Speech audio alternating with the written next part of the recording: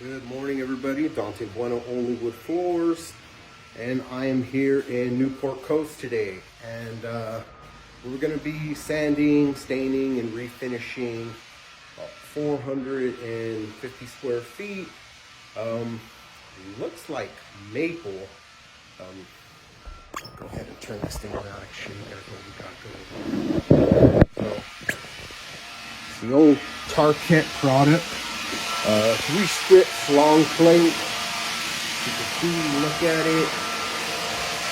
It looks like they're little boards, but they're actually about 8 inches wide and typically run about 7 feet long.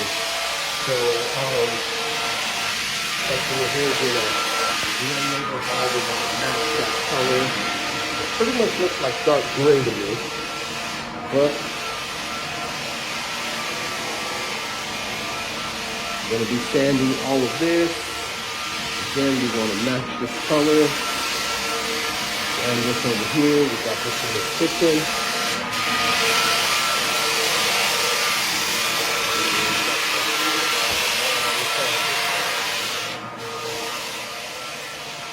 Okay. I think this is what we're looking at today.